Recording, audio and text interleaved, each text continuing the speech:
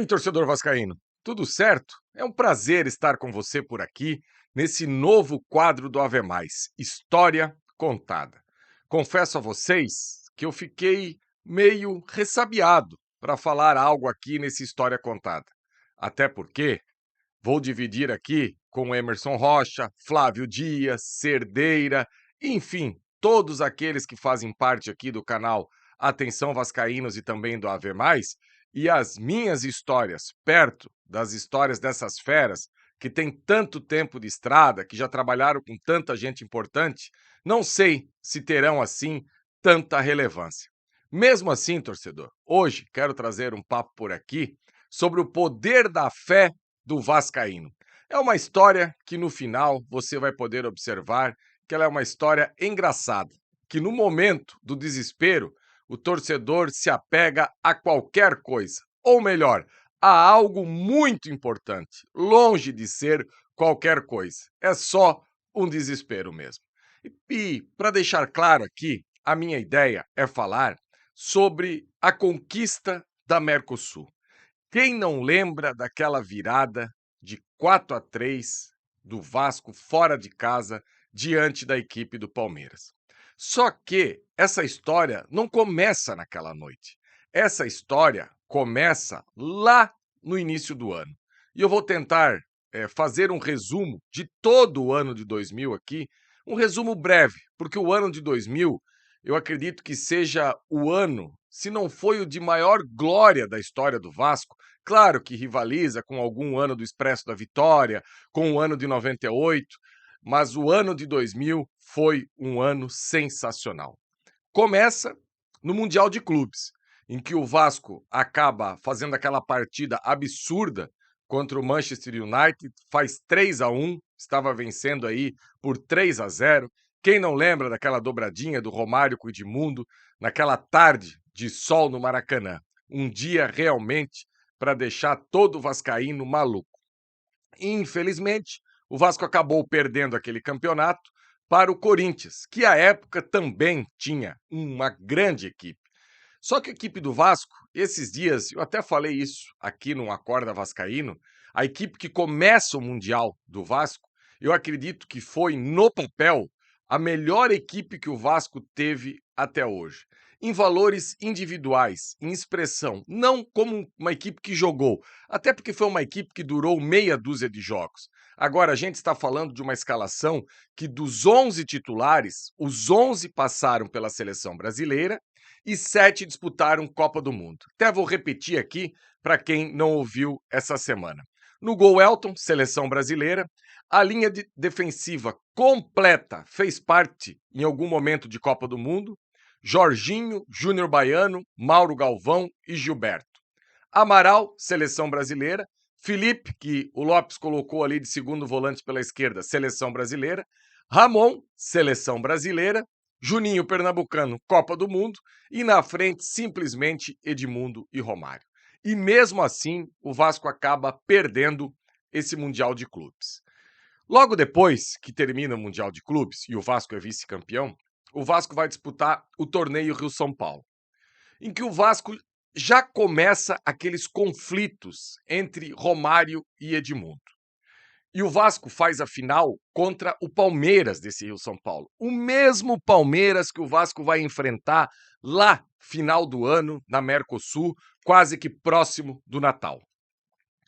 E o Vasco acaba perdendo a final. 2-1 no Maracanã e 4-0 no Palestra Itália, o antigo estádio do Palmeiras. Sim, essa seleção do Vasco perdeu de 4-0 no agregado 6-1. E o detalhe, um dos gols do Palmeiras, do 4-0, foi feito pelo Euler, que depois, lá em dezembro, foi fundamental nas conquistas do Vasco, tanto da João Avelange, como também do campeonato da Mercosul. No campeonato carioca, o Vasco é vice novamente, ou seja, 3 torneios disputados no primeiro semestre, 3 vezes vice-campeão. Perde para o Flamengo, naquele momento, no primeiro jogo da final, o Vasco já perde por 3-0, o que acaba inviabilizando aquela final e, infelizmente, o Vasco fica pelo caminho mais uma vez. E a equipe que iniciou lá o campeonato mundial de futebol, é uma equipe que foi sofrendo transformações durante o ano. Por exemplo, na lateral direita, quem joga o Mundial de Clubes começa o Jorginho. Quem termina é o Paulo Miranda, aquele volante que veio do Atlético Paranaense e jogava muita bola, tanto de volante como lateral direito. Hoje a gente tem a exata noção o quanto o Paulo Miranda era bom, tanto ele quanto o Alex Oliveira, os dois jogadores que vieram do Atlético Paranaense. Na lateral esquerda, quem acaba assumindo a titularidade é o Jorginho Paulista. Na lateral direita, quem chega é o Clebson, do Bahia. O Clebson que foi envolvido numa troca com jogadores do Vasco. Felipe Alvim, Fabrício Carvalho e o Dedé, aquele que a torcida do Vasco chamava de Panterinha, foram para o Bahia. Ele acabou chegando aí para a equipe do Vasco.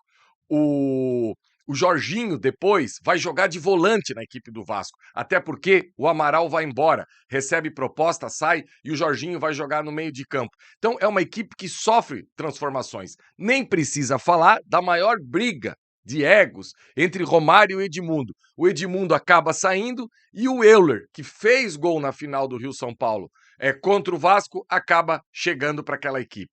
Outro jogador que chega durante a temporada e o que joga no Vasco é um absurdo completo. Juninho Paulista. Então, assim, aquela equipe que lá atrás tinha alguns jogadores indiscutíveis, ela vai sofrendo transformações, mas ela continua sendo uma equipe muito competitiva. E o Vasco só é eliminado antes da final, naquele ano, na Copa do Brasil, em que acaba perdendo para o Fluminense. E Eurico Miranda ficou pé da vida naquele momento. E se a gente parar para pensar, foi um ano absurdo, porque a gente está falando aí de Campeonato Carioca, de 6 competições. Campeonato Mundial, Campeonato Carioca, Rio-São Paulo, Copa do Brasil, João Avelange e Mercosul. E o Vasco só não chega em uma final, só não chega na Copa do Brasil. E agora, você está sentado, quem está do outro lado aí, essa é uma outra polêmica que eu não gosto de levantar, porque o torcedor vascaíno acha que eu estou atacando o Edmundo. Muito pelo contrário. Eu sou muito grato ao Edmundo e sou fanzaço do Edmundo, daquilo que ele fez dentro de campo. Só que eu sempre bato nessa tecla. O ano 2000 do Romário foi melhor do que o ano de 97 do Edmundo. Só que isso eu deixo para um outro momento, para um outro debate. Porque das 6 competições que o Romário acabou disputando em 2000 com a camisa do Vasco, ele foi artilheiro de somente 5. Pouca coisa, né? Ele só não foi artilheiro da Copa do Brasil porque o Vasco não chegou no final. Então, não tem como comparar. O brasileiro do Edmundo de 97 foi mágico? Foi. Agora, o 2000 inteiro do Edmundo foi mágico. Só com a camisa do Vasco foram os inexpressíveis números de 66 gols e 16 assistências. Mais 7 gols com a camisa da seleção brasileira naquele ano. Ah, só mais um detalhe, ele foi o artilheiro da seleção brasileira aquele ano também. Como falar de um homem desse e como arrumar guerra com um homem desse? Mas enfim, essa equipe do Vasco foi se moldando, foi tendo transformações e foi chegando. E na João Avelange e também na Mercosul, o Vasco não é aquela equipe que sai liderando de cara, que sai arrebentando, muito pelo contrário. Para o Vasco classificar na Mercosul, chegou um determinado momento na fase de grupos que o Vasco precisava até de alguns resultados. Eu sempre brinco que eu acho que a sorte do Vasco acabou acontecendo tudo naquele campeonato. Equipe A precisava empatar, a outra precisava perder, a outra precisava não sei o quê, o Vasco vencer, enfim. O Vasco classificou.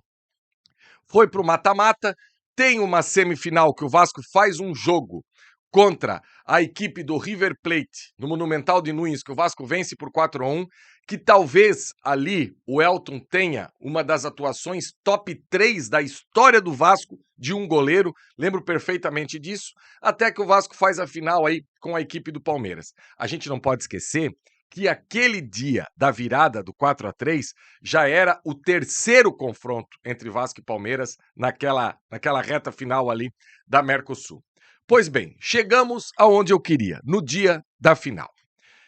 Aqui em Joinville, eu moro numa casa que é afastada mais ou menos da rua principal uns 50, 60 metros. E a casa dos meus pais, que é ao lado da minha casa que eu tenho hoje, ela não fica de frente para a rua principal, ela fica de lado. E o que eu faço com o Vasco, fazia, né, hoje não faço mais, desde que eu tinha 10 anos de idade. Desde o Brasileiro de 89, na final contra o São Paulo no Morumbi, eu fiz a primeira vez e sempre fazia aquilo como um ritual. Quando o Vasco tinha um jogo importante, eu pegava todas as minhas camisas do Vasco, que naquela época já tinha uma coleção muito grande, e pendurava na grade da casa, assim, antes da janela tem aquela grade de proteção, eu pendurava as camisas todas na grade para quem passasse na rua tivesse a ideia que ali mora um vascaíno. E naquele Vasco e Palmeiras, mesmo sendo um jogo durante a semana, não foi diferente. Antes de eu sair para o trabalho, eu já trabalhava naquela oportunidade, pendurei as camisas do Vasco, tudo para ficar o dia inteiro ali com as camisas penduradas. E eu recém estava namorando com a minha esposa, que hoje estava namorando com quem é minha esposa hoje, a Fernanda. E eu lembro que no dia desse jogo, ela veio para minha casa e estava comigo aqui assistindo a partida. E o Palmeiras faz 1-0, o Palmeiras faz 2-0 e o Palmeiras faz 3-0 no primeiro tempo. E o combinado era a Fernanda ficar na minha casa o jogo inteiro. Eu levar ela para casa dela, que é próxima aqui à minha casa, 5 minutinhos de carro, é só no final do jogo. Só que com 3-0 numa final e o Vasco partindo para o quarto vice-campeonato no ano, talvez as pessoas esqueçam que esse era o grande desafio do Vasco. Isso estava entalado na garganta do torcedor vascaíno, porque estava com aquela história do vice, vice, vice. Tanto é verdade que naquela corrida do Romário, depois do quarto gol, ele sai gritando: vice ao baralho, vice ao baralho. Naquele momento que ele está abraçado com o Juninho Paulista aí. As imagens estão aí para quem quiser ver e observar. E a mãe da Fernanda é torcedora do Palmeiras. Uma torcedora, assim, que sabe escalação, saiba jogar. Não, mas ela tem uma simpatia pelo Palmeiras. E eu pensei comigo, eu aqui não vou, depois do jogo, lá levar a Fernanda e escutar ainda a mãe dela falar um negocinho na minha orelha, numa dessa eu vou estar nervoso, já vou responder e já vai dar confusão, e o que eu não quero é arrumar confusão com sogra, mesmo antes de eu casar. Pois bem, levei a Fernanda para casa e retornei. Eu lembro que da minha casa até a casa da Fernanda tem um sinaleiro, um semáforo só. E quando a gente parou ali no sinaleiro, a Fernanda olhou para mim e disse assim: "Tu não acha que o Vasco pode virar esse jogo?" Ela teve a ideia de ter essa excelente pergunta. Eu olhei para ela assim, eu respondi com toda a educação do mundo: "Sim, vai virar. Agora o Vasco vai fazer o gol para um lado e o Palmeiras vai fazer gol para aquele gol que ele defendia." Foi o máximo que eu consegui responder naquele momento. Voltei para casa e tem um detalhe que eu esqueci de contar, além de colocar as camisas nas grades. Na frente da casa do meu pai tinha um terreno baldio, que também era de propriedade do meu pai. E ali eu colocava uns espetos que meu pai tinha de assar costela fogo de chão. Não sei se todo mundo que vai assistir esse vídeo tem a exata noção, mas aqui no sul a gente tem muito como costume assar costelas inteiras de gado, de boi, em ferros, só espetados no chão mesmo e coloca fogo em volta. E o que eu fazia com aqueles espetos? Eu enterrava no gramado e colocava fogos, foguetes ali, para não ficar segurando na mão, até como uma maneira de proteção, para soltar fogos ali e estourar. Só que, como o Vasco chegava a muitas finais aquele ano, eu acabei comprando tantos fogos que deu para montar uma bateria de fogos. Colocar assim vários fogos juntos para poder estourar e fazer aquela festa. E quando eu chego em casa, de deixar a Fernanda, eu entro para dentro de casa e tinha uma imagem da Madre Paulina que a minha mãe tinha ganho de uma amiga dela que foi visitar. Naquela época nem era Santa Paulina ainda. Depois é que ela ganhou, né, a alcunha de Santa. Naquela época era só Madre Paulina. Minha mãe ganhou de uma amiga dela que em algum momento foi visitar lá o que antes não era santuário. Enfim, não sei nem a denominação que era. E eu peguei essa imagem da Madre Paulina e eu pensei comigo assim: se essa mulher é do ramo mesmo, se essa mulher quer milagre para virar santa, essa mulher vai virar esse jogo. Porque isso aqui agora no campo terreno não tem mais o que fazer. Agora é só no campo espiritual. Pois bem, coloquei a imagem da Madre Paulina próximo aos fogos. Sim, como uma loucura da minha cabeça, porque eu já tinha recolhido as camisas e fui lá recolher os fogos e deixei a imagem próximo aos fogos.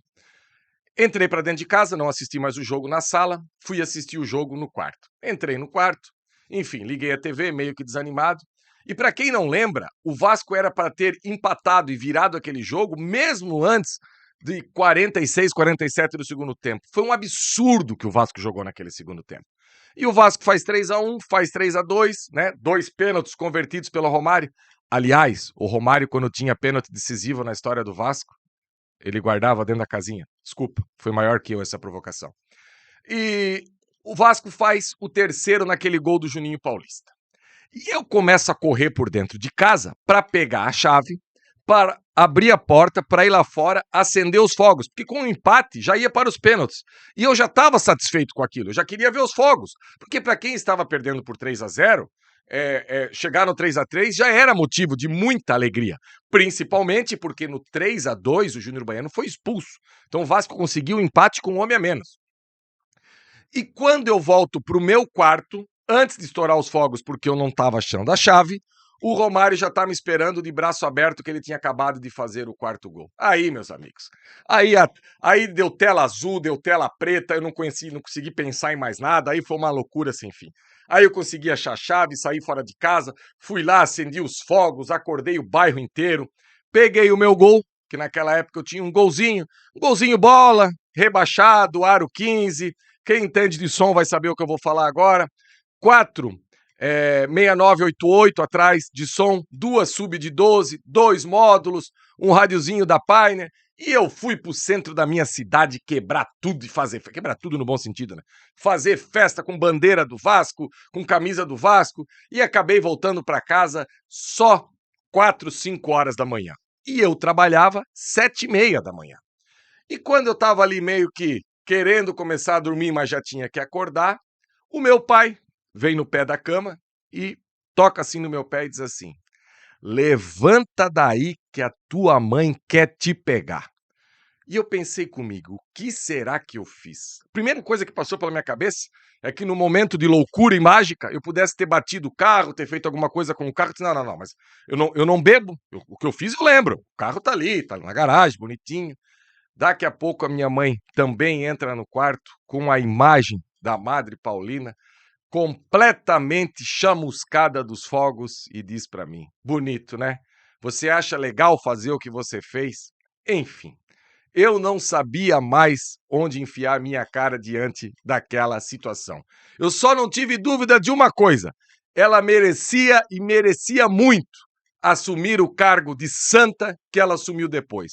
Porque virar um jogo na casa do adversário, perdendo por 3-0 para 4-3, num ano que você já estava acumulando 3 vice-campeonatos, agora, o que eu também não tenho dúvida nenhuma, que você virar um jogo de futebol quando você tem na sua equipe Juninho Pernambucano, Juninho Paulista, Romário, Euler, Viola entrando no intervalo, Jorginho jogando de volante, a zaga aí com, mesmo sendo expulso, era um bom jogador de futebol, Júnior Baiano, Odivan, Clebson, Jorginho Paulista, fica muito mais fácil do milagre acontecer do que algumas equipes que a gente teve aí nos últimos anos. Beleza, torcedor? Não sei se você gostou dessa história contada, se você não gostou, deixa o seu like e aí embaixo escreva onde você estava nesse dia, nessa virada. Eu acho muito interessante saber o que cada torcedor do Vascaíno estava fazendo naquele dia. E eu não tenho dúvida nenhuma que quem viveu aquele dia jamais vai esquecer, e é certeza absoluta. Se não é a maior vitória da história do Clube de Regatas Vasco da Gama, é top 3, sem dúvida alguma. Beleza? Eu volto qualquer dia desses com outra história contada para vocês por aqui no Ave Mais. Abraço, meus amigos.